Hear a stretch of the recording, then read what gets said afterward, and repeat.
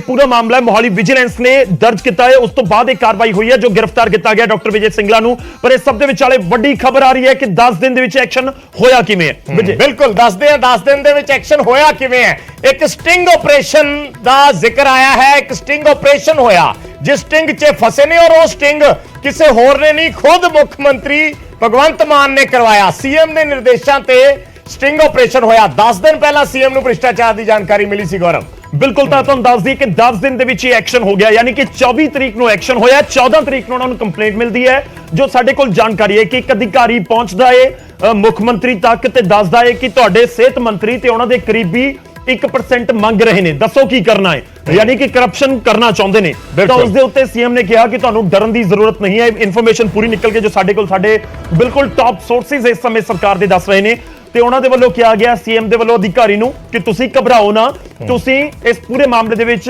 निरपक्ष गल दसो जो भी होया।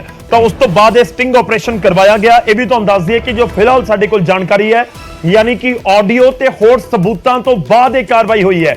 स्टिंग ऑपरेशन दे विच जिहड़े पुख्ता सबूत मिले उन्हां तो बाद डॉक्टर विजय सिंगला दे उत्ते एक्शन लिया गया है और 10 दिन दे विच एक्शन।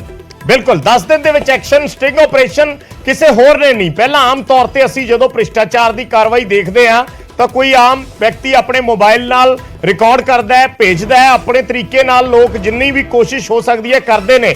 पर यह जिहड़ा स्टिंग ऑपरेशन होया ये सीएम मान वालों करवाया गया।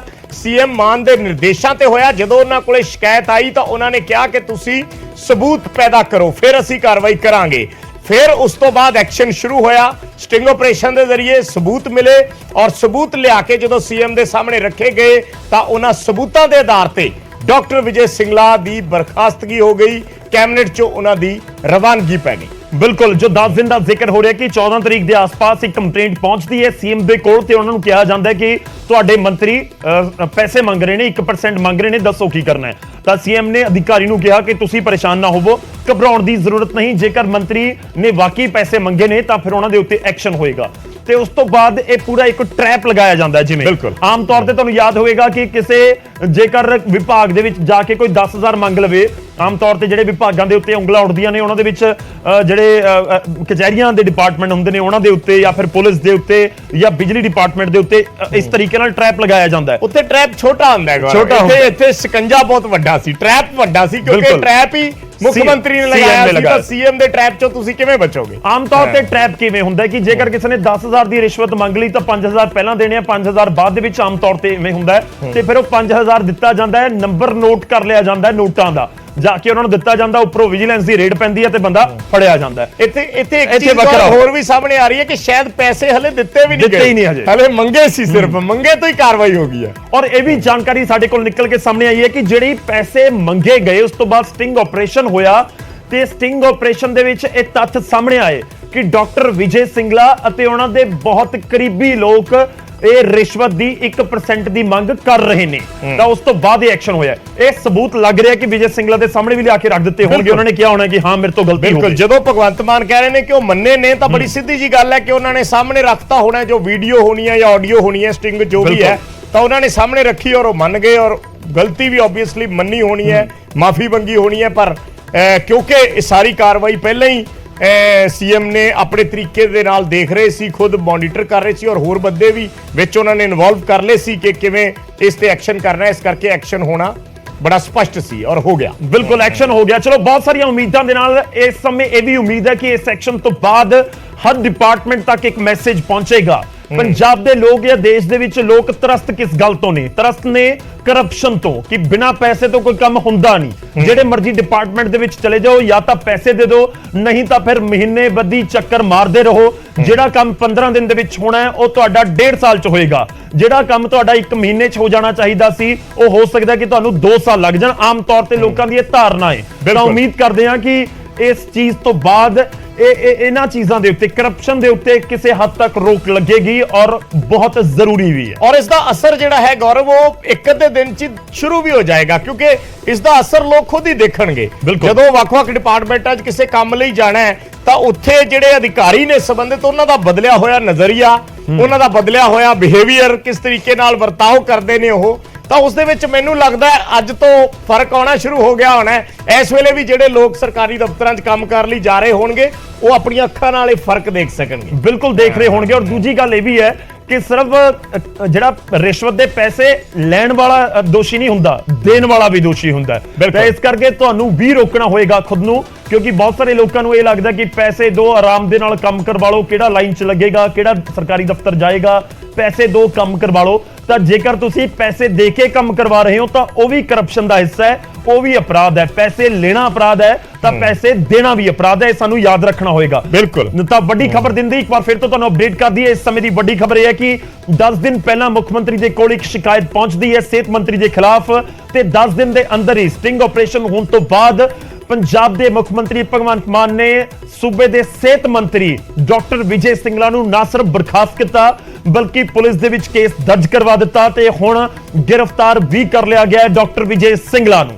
ਸੋ ਖੁਦ ਸੀਐਮ ਮਾਨ ਨੇ ਸਟਿੰਗ ਕਰਵਾਇਆ ਔਰ ਗ੍ਰਿਫਤਾਰੀ ਹੋਈ ਹੈ ਪਹਿਲੀ ਕਤਾਰ ਦੇ ਮੰਤਰੀ। ਜਿਵੇਂ ਅਸੀਂ ਪਹਿਲਾਂ ਜ਼ਿਕਰ ਕਰ ਰਹੇ ਸੀ ਕਿ ਕੁਝ ਮਹਿਕਮੇ ਉਹ ਹੁੰਦੇ ਨੇ ਸਰਕਾਰ ਦੇ ਵਿੱਚ ਜਿਹੜੇ ਪਹਿਲੀ ਕਤਾਰ ਦੇ ਮੰਤਰੀ ਹੁੰਦੇ ਨੇ। ਪਿਛਲੀ ਸਰਕਾਰ ਦਾ ਜਿਵੇਂ ਗੌਰਵ ਨੇ ਜ਼ਿਕਰ ਕੀਤਾ ਸੀ ਕਿ ਓਪੀ ਸੋਨੀ ਦੇ ਕੋਲ ਮਹਿਕਮਾ ਸੀ ਜਦੋਂ ਚਰਨਜੀਤ ਚੰਨੀ ਸੀਐਮ ਬਣੇ ਸੀ, ਉਦੋਂ ਇਹ ਓਪੀ ਸੋਨੀ ਦੇ ਕੋਲ ਮਹਿਕਮਾ ਸੀ ਔਰ ਓਪੀ ਸੋਨੀ ਡਿਪਟੀ ਸੀਐਮ ਸੀ। ਸੋ ਪਹਿਲੀ ਕਤਾਰ ਦੇ ਆਗੂਆਂ ਨੂੰ ਇਹ ਮਹਿਕਮਾ ਦਿੱਤਾ ਜਾਂਦਾ ਹੈ, ਪਹਿਲੀ ਕਤਾਰ ਦੇ ਮੰਤਰੀਆਂ ਨੂੰ ਇਹ ਮਹਿਕਮਾ ਦਿੱਤਾ ਜਾਂਦਾ ਹੈ। ਡਾਕਟਰ ਵਿਜੇ ਸਿੰਗਲਾ ਨੂੰ ਪਾਰਟੀ ਨੇ ਬਹੁਤ ਵੱਡਾ ਸਨਮਾਨ ਦਿੱਤਾ ਸੀ, ਪਹਿਲੀ ਕਤਾਰ ਦੇ ਵਿੱਚ ਬਿਠਾਇਆ ਸੀ ਔਰ ਇੱਕ ਅਹਿਮ ਮਹਿਕਮਾ ਪੰਜਾਬ ਦਾ ਦਿੱਤਾ ਗਿਆ ਸੀ ਜਿਸ ਮਹਿਕਮੇ ਤੇ ਸਭ ਤੋਂ ਵੱਡੀ ਜ਼ਿੰਮੇਵਾਰੀ ਸੀ ਉਸ ਮਾਡਲ ਨੂੰ ਸੈੱਟ ਕਰਨ ਦੀ, ਜਿਸ ਮਾਡਲ ਨੂੰ ਸਾਹਮਣੇ ਰੱਖ ਕੇ ਆਮ ਆਦਮੀ ਪਾਰਟੀ ਪੰਜਾਬ ਦੀ ਸੱਤਾ ਦੇ ਵਿੱਚ ਆਈ, ਸੱਤਾ ਤੇ ਕਾਬਜ਼ ਹੋਈ। ਦੋ ਮਾਡਲ ਉਹਨਾਂ ਨੇ ਸਾਹਮਣੇ ਰੱਖੇ, ਇੱਕ ਹੈਲਥ ਦਾ ਔਰ ਇੱਕ ਐਜੂਕੇਸ਼ਨ ਦਾ, ਸਿਹਤ ਤੇ ਸਿੱਖਿਆ। ਦੋ ਅਹਿਮ ਅਹੁਦੇ ਦੋ ਜ਼ਿੰਮੇਵਾਰ ਵਿਅਕਤੀਆਂ ਨੂੰ ਦਿੱਤੇ ਗਏ। ਸਿੱਖਿਆ ਮਹਿਕਮਾ ਮੀਤ ਹੇਅਰ ਦੇ ਕੋਲ ਹੈ ਔਰ ਹੈਲਥ ਮਹਿਕਮਾ ਜਿਹੜਾ ਸੀ ਉਹ ਡਾਕਟਰ ਵਿਜੇ ਸਿੰਗਲਾ ਨੂੰ ਦਿੱਤਾ ਗਿਆ। ਸੋ ਇਸ ਕਰਕੇ ਦਿੱਤਾ ਗਿਆ ਕਿ ਉਹ ਖੁਦ ਡਾਕਟਰ ਨੇ, ਮਰੀਜ਼ਾਂ ਦੇ ਨਾਲ ਬਾਵਾਸਤਾ ਹੁੰਦੇ ਨੇ, ਆਮ ਲੋਕਾਂ ਦੀਆਂ ਸਮੱਸਿਆਵਾਂ ਨੂੰ ਬਰੀਕੀ ਦੇ ਤਰੀਕੇ ਨਾਲ ਦੇਖਦੇ ਨੇ, ਬਰੀਕੀ ਨਾਲ ਵਾਚਦੇ ਨੇ। ਇਸ ਕਰਕੇ ਉਹ ਇਸ ਡਿਪਾਰਟਮੈਂਟ ਦੇ ਵਿੱਚ, ਇਸ ਮਹਿਕਮੇ ਦੇ ਵਿੱਚ ਕੁਝ ਬਿਹਤਰ ਕਰਕੇ ਦਿਖਾਉਣਗੇ। ਪਰ ਉਹਨਾਂ ਨੇ ਬਿਹਤਰ ਕਰਕੇ ਕੀ ਦਿਖਾਇਆ ਕਿ ਕਮਿਸ਼ਨ ਮੰਗਣੇ ਸ਼ੁਰੂ ਕਰ ਦਿੱਤੇ। 1% ਕਮਿਸ਼ਨ ਮੰਗਿਆ ਪਰ ਨਾਲ ਦੀ ਨਾਲ ਰਡਾਰ ਤੇ ਆ ਗਏ ਸੀਐਮ ਭਗਵੰਤ ਮਾਨ ਦੀ, ਔਰ ਸੀਐਮ ਭਗਵੰਤ ਮਾਨ ਨੇ ਫਿਰ ਬਿਲਕੁਲ ਵੀ ਉਹਨਾਂ ਨੂੰ ਕਿਸੇ ਪਾਸਿਓਂ ਭੱਜਣ ਦੇ ਲਈ ਕੋਈ ਕੋਨਾ ਨਹੀਂ ਛੱਡਿਆ ਔਰ ਸਬੂਤਾਂ ਦੇ ਆਧਾਰ ਤੇ ਇੱਕ ਸਟਿੰਗ ਆਪਰੇਸ਼ਨ ਕਰਵਾ ਕੇ ਉਹਨਾਂ ਨੂੰ ਕੁਰਸੀ ਤੋਂ ਬਰਖਾਸਤ ਕਰ ਦਿੱਤਾ। ਤਾਂ ਇਸ ਸਭ ਦੇ ਵਿਚਾਲੇ ਕੁਝ ਜਿਹੜੇ ਰਿਐਕਸ਼ਨਸ ਨੇ ਉਹ ਵੀ ਆ ਰਹੇ ਨੇ, ਜਿਹੜੇ ਬਿਆਨ ਵੀ ਸਾਹਮਣੇ ਆ रहे हैं, वो भी ਤੁਹਾਨੂੰ सुनवाएं। विजय सिंगला के खिलाफ इन्होंने चार्ज फ्रेम किए हैं कि इन्होंने किसी कंपनी से 1% कमीशन मांगी है। असल में क्या है कि किसी मंत्री को कमीशन मांगने का अधिकार नहीं। केजरीवाल की अपनी टीमें बैठी हुई है, वो कमीशन मांग रही है। असली कमीशन का झगड़ा पड़ गया इनके बीच में कि वो कमीशन मंत्री मांगे या केजरीवाल की टीम मांगे। और हैरानगी इस बात की है कि जिसे कहते हैं कि दान का चर्चा घर घर पहुंचे, लूट की दौलत छुपी रहे। केजरीवाल जी, आप ये बता दो कि लाखों में चंदा इकट्ठा होता है आपके पास, करोड़ों रुपया इलेक्शनों में खर्च कर रहे हो, वो पैसा कहां से आ रहा है, ये एक सवाल है। मैं समझता हूं कि ये छोटी मछली के ऊपर हाथ पड़ा है, ये सारा तालाब ही केजरीवाल का गंदा तालाब है। ਸੋ ਇਹ ਆਮ ਆਦਮੀ ਪਾਰਟੀ ਕੱਟੜ ਇਮਾਨਦਾਰੀ ਦੀ ਨੀਤੀ ਤੇ ਚੱਲਦੀ ਹੈ, ਜਿੱਥੇ 1% ਵੀ ਤੁਹਾਡੀ ਬੇਈਮਾਨੀ ਆ ਜਿਹੜੀ ਉਹ ਬਰਦਾਸ਼ਤ ਨਹੀਂ ਕੀਤੀ ਜਾਊਗੀ, ਚਾਹੇ ਕੋਈ ਵੀ ਹੈ। ਬਹੁਤ ਵੱਡਾ ਜਿਹੜਾ ਫੈਸਲਾ ਜਿਹੜਾ ਅੱਜ ਤੱਕ ਪੰਜਾਬ ਦੇ ਇਤਿਹਾਸ 'ਚ ਨਹੀਂ ਲਿਆ ਗਿਆ ਸੀ। ਪਹਿਲਾਂ ਕੀ ਹੁੰਦਾ ਸੀ ਜੀ, ਪਹਿਲਾਂ ਇਹ ਹੁੰਦਾ ਸੀ ਕਿ ਲੋਕ ਧਰਨੇ ਲਾਉਂਦੇ ਸੀ, ਮੰਤਰੀ ਨੇ ਕਰਪਸ਼ਨ ਕੀਤੀ, ਲੋਕਾਂ ਨੇ ਧਰਨਿਆਂ ਤੇ ਬੈਠਣਾ, ਲੋਕਾਂ ਨੇ ਰੌਲਾ ਪਾਉਣਾ, ਸਰਕਾਰਾਂ ਨੂੰ ਪਤਾ ਹੁੰਦਾ ਸੀ, ਮੁੱਖ ਮੰਤਰੀ ਨੂੰ ਪਤਾ ਹੁੰਦਾ ਸੀ, ਪਰ ਆਪਣੇ ਬੰਦੇ ਨੂੰ ਦਬਾ ਲੈਣਾ ਇੱਥੇ ਕਿਸੇ ਨੂੰ ਪਤਾ ਨਹੀਂ ਸੀ। ਆਮ ਆਦਮੀ ਪਾਰਟੀ ਨੇ ਖੁਦ ਪਤਾ ਕੀਤਾ ਵੀ ਸਾਰੇ ਬੰਦੇ ਜਿਹੜੇ ਠੀਕ ਕੰਮ ਕਰ ਰਹੇ ਨੇ, ਇਹੀ ਇੱਕ ਇਮਾਨਦਾਰ ਪਾਰਟੀ ਹੈ। ਇਹੀ ਮੰਤਰੀ ਦੀ ਜਿਸ ਦਿਨ ਅਰਵਿੰਦ ਕੇਜਰੀਵਾਲ ਜੀ ਔਰ ਮਾਨ ਸਾਹਿਬ ਨੇ ਪੰਜਾਬ ਦੇ ਨਵੇਂ ਚੁਣੇ ਐਮਐਲਏ ਦੀ ਮੀਟਿੰਗ ਕੀਤੀ ਸੀ, ਪਹਿਲੀ ਮੀਟਿੰਗ ਮੋਹਾਲੀ 'ਚ, ਉਸ ਦਿਨ ਸਭ ਜਿਹੜਾ ਸਪਸ਼ਟ ਸੰਦੇਸ਼ ਦਿੱਤਾ ਸੀ ਵੀ ਕਰਪਸ਼ਨ ਨੂੰ ਲੈ ਕੇ ਆਮ ਆਦਮੀ ਪਾਰਟੀ ਦੀ ਜ਼ੀਰੋ ਟੋਲਰੈਂਸ ਪਾਲਿਸੀ ਹੋਊਗੀ। ਇਸੇ ਤਰੀਕੇ ਨਾਲ 2015 ਜਦੋਂ ਅਰਵਿੰਦ ਕੇਜਰੀਵਾਲ ਜੀ ਦੀ ਸਰਕਾਰ ਦਿੱਲੀ 'ਚ ਬਣੀ ਸੀ, ਉਹਨਾਂ ਨੇ ਵੀ ਆਪਣਾ ਮੰਤਰੀ ਬਰਖਾਸਤ ਕਰਤਾ ਸੀ। ਵਿਜੇ ਇੰਦਰ ਸਿੰਗਲਾ ਜੀ ਦੇ ਕੇਸ 'ਚ ਮਾਨਯੋਗ ਮਾਨ ਸਾਹਿਬ ਕੋ ਪਿਛਲੇ ਕੁਝ ਦਿਨ ਪਹਿਲਾਂ ਸ਼ਿਕਾਇਤ ਆਈ ਸੀ ਕਿਸੇ ਟੈਂਡਰ ਨਾਲ ਰਿਲੇਟਡ 1% ਉਹਨਾਂ ਨੇ ਕਮਿਸ਼ਨ ਦੀ ਮੰਗ ਕੀਤੀ ਸੀ। ਔਰ ਮਾਨ ਸਾਹਿਬ ਦੀ ਸਰਕਾਰ ਤੋਂ ਪੰਜਾਬ ਦੇ ਲੋਕਾਂ ਦੀ ਤਵੱਕੋ ਔਰ ਉਮੀਦਾਂ ਵੀ ਇਹੀ ਆ। ਸੋ ਆਮ ਆਦਮੀ ਪਾਰਟੀ ਨੇ ਜਿਸ ਉਮੀਦਾਂ ਨਾਲ ਪੰਜਾਬ ਦੇ ਲੋਕਾਂ ਨੇ ਇਹਨਾਂ ਨੂੰ ਸੱਤਾ ਦਿੱਤੀ ਔਰ ਜੋ ਆਮ ਆਦਮੀ ਪਾਰਟੀ ਦਾ ਕਿਰਦਾਰ ਹੈ, ਜੋ ਉਹਨਾਂ ਦੀ ਰਾਜਨੀਤੀ ਆ, ਉਹਨੂੰ ਦਰਸਾਉਂਦੇ ਹੋਏ ਅੱਜ ਆਪਣੇ ਆਮ ਮਿਨਿਸਟਰ ਨੂੰ ਬਰਖਾਸਤ ਕਰਤਾ ਔਰ ਉਹਦੇ ਖਿਲਾਫ ਕਾਨੂੰਨੀ ਕਾਰਵਾਈ ਕਰਨ ਦੇ ਆਦੇਸ਼ ਵੀ ਮਾਨਯੋਗ ਮੁੱਖ ਮੰਤਰੀ ਜੀ। ਸਾਡੀ ਪਾਰਟੀ ਦੇ ਸ਼ੁਰੂ ਤੋਂ ਹੀ ਸਿਧਾਂਤ ਰਹੇ ਹੈ। ਸਾਡੇ ਪਾਰਟੀ ਦੇ ਸੁਪਰੀਮੋ ਸ਼੍ਰੀ ਅਰਵਿੰਦ ਕੇਜਰੀਵਾਲ ਜੀ ਨੇ ਸੱਤਾ ਤੋਂ ਆਉਣ ਤੋਂ ਪਹਿਲਾਂ ਹੀ ਸਾਡੇ ਸਾਰੇ ਵਲੰਟੀਅਰਸ ਨੂੰ, ਸਾਡੇ ਜਿਹੜੇ ਅਹੁਦੇਦਾਰ ਸੀ ਉਹਨਾਂ ਨੂੰ ਇਹ ਸਪਸ਼ਟ ਰੂਪ ਦੇ ਵਿੱਚ ਕਿਹਾ ਹੋਇਆ ਸੀਗਾ। ਉਹਨਾਂ ਦੇ ਨਿਰਦੇਸ਼ ਹੈ ਕਿ ਅਗਰ ਪਾਰਟੀ ਦਾ ਕੋਈ ਵੀ ਵਲੰਟੀਅਰ, ਚਾਹੇ ਕੋਈ ਐਮਐਲਏ, ਚਾਹੇ ਕੋਈ ਮੰਤਰੀ ਹੋਵੇ, ਅਗਰ ਕੋਈ ਕਰਪਸ਼ਨ ਕਰਦਾ ਹੈ ਤਾਂ ਉਹਦੇ ਤੇ ਉੱਦਾਂ ਹੀ ਕਾਰਵਾਈ ਕੀਤੀ ਜਾਏਗੀ ਜਿਸ ਤਰ੍ਹਾਂ ਦੂਸਰੀਆਂ ਪਾਰਟੀਆਂ ਦੇ ਐਮਐਲਏਸ ਤੇ ਕੀਤੀ ਜਾਂਦੀ ਹੈ ਜਾਂ ਦੂਸਰੇ ਆਪਾਂ ਕਿਸੇ ਹੋਰ ਤੇ ਕਰਦੇ ਹਾਂ। ਸੋ ਇਹ ਸਪਸ਼ਟ ਰੂਪ ਦੇ ਵਿੱਚ ਜਿਹੜਾ ਸੀਗਾ ਸਾਡੇ ਪੰਜਾਬ ਦੇ ਮੁੱਖ ਮੰਤਰੀ ਸਰਦਾਰ ਭਗਵੰਤ ਸਿੰਘ ਮਾਨ ਜੀ ਨੇ ਵੀ ਸਾਨੂੰ ਸਾਰੇ ਐਮਐਲਏਸ ਨੂੰ, ਸਾਨੂੰ ਸਾਰੇ ਮੰਤਰੀਆਂ ਨੂੰ, ਜਿਹੜੇ ਸਾਡੇ ਮੰਤਰੀ ਆ ਉਹਨਾਂ ਨੂੰ ਵੀ ਸਪਸ਼ਟ ਰੂਪ ਦੇ ਵਿੱਚ ਜਿਹੜੇ ਨਿਰਦੇਸ਼ ਦਿੱਤੇ ਗਏ ਸੀਗੇ ਕਿ ਅਸੀਂ ਜਿਹੜੇ ਆਮ ਆਦਮੀ ਪਾਰਟੀ ਹੈਗੀ ਆ, we are not on a mission commission, we are on a mission. ਪਹਿਲਾਂ ਵੀ ਦਿੱਲੀ ਦੇ ਵਿੱਚ ਜਦੋਂ ਅਗਰ ਅਸੀਂ ਦੇਖੀਏ ਤਾਂ 6-7 ਇਅਰਸ ਬੈਕ ਜਦੋਂ ਉੱਥੋਂ ਦੇ ਵੀ ਮੰਤਰੀਆਂ ਨੇ ਕੋਈ ਉਹਨਾਂ ਦੇ ਤੇ ਚਾਰਜਸ ਲੱਗੇ ਸੀਗੇ, ਸੋ ਉਦੋਂ ਵੀ ਸਾਡੇ ਪਾਰਟੀ ਦੇ ਸੁਪਰੀਮੋ ਸ਼੍ਰੀ ਅਰਵਿੰਦ ਕੇਜਰੀਵਾਲ ਜੀ ਨੇ ਉਹਨਾਂ ਦੇ ਖਿਲਾਫ ਜਿਹੜਾ ਸੀਗੀ ਉਹ ਕਾਰਵਾਈ ਕੀਤੀ ਸੀਗੀ। ਸੋ ਉੱਦਾਂ ਹੀ ਪੰਜਾਬ ਦੇ ਵਿੱਚ ਵੀ ਉਹੀ ਲਾਗੂ ਹੁੰਦੀ ਹੈ। वो बात भारतीय जनता पार्टी और समूचा विपक्ष कहता आ रहा है बार बार कि केजरीवाल एक तानाशाह हैं, डिक्टेटर हैं। आज वो बात सत्यापित हो गई है, इस्टेब्लिश हो गई है, प्रूव हो गई है। अरे भाई, वो अगर मंत्री बना तो संवैधानिक तरीके से मंत्री बना।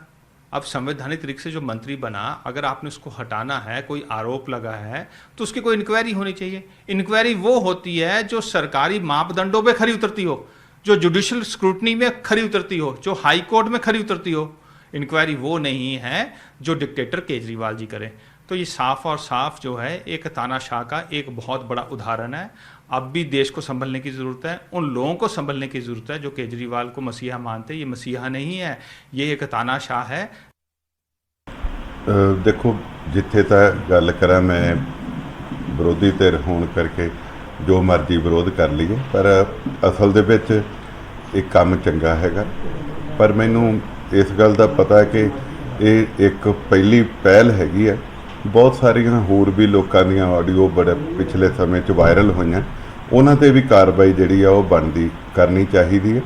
और ये सारे कोई दुध धोते तो है नहीं सी, बड़ी भांत भांत की लकड़ इकट्ठी की भी है जिहड़ी आम आदमी पार्टी की सरकार बनाई है। आउंदे दिनां च इदां दे होर भी बड़े निकलणगे। सो मैं जिथे इस गल वास्ते मुख मंत्री नूं बधाई दिना, शाबाश दिना, उत्थे मैं नाल उन्हां नूं इह भी अपील करूँगा कि बहुत सारियां होर भी कालियां भेडां जिन्हां दीयां पहलियां ऑडियो वायरल होईयां तुहाडे ध्यान 'च है, उन्हां ते भी ਅੱਜ ਭਗਵੰਤ ਮਾਨ ਤੇ ਅਰਵਿੰਦ ਕੇਜਰੀਵਾਲ ਦੀ ਪੋਲ ਖੁੱਲ ਕੇ ਰਹਿ ਗਈ। ਹਿਮਾਚਲ ਜਾ ਕੇ, ਗੁਜਰਾਤ ਜਾ ਕੇ, ਹੋਰ ਕਿਤੇ ਜਾ ਕੇ ਬੜੀਆਂ ਡਿੰਗਾ ਮਾਰਦੇ ਸੀਗੇ ਕਿ ਭਗਵੰਤ ਮਾਨ ਸਰਕਾਰ 'ਚ 10 ਦਿਨਾਂ 'ਚ ਭ੍ਰਸ਼ਟਾਚਾਰ ਮੁਕਤ ਕਰ ਦਿੱਤਾ, ਭ੍ਰਸ਼ਟਾਚਾਰ ਖਤਮ ਕਰ ਦਿੱਤਾ। ਅੱਜ ਉਹਦੀ ਨੱਕ ਦੇ ਥੱਲੇ, ਮੁੱਖ ਮੰਤਰੀ ਦੀ ਨੱਕ ਦੇ ਥੱਲੇ ਉਹਦੇ ਸਿਹਤ ਮੰਤਰੀ 1% ਕਮਿਸ਼ਨ ਦੀ ਗੱਲ ਕਰਦੇ ਨੇ ਤੇ ਕਿਹੜਾ ਭ੍ਰਸ਼ਟਾਚਾਰ ਖਤਮ ਹੋ ਗਿਆ।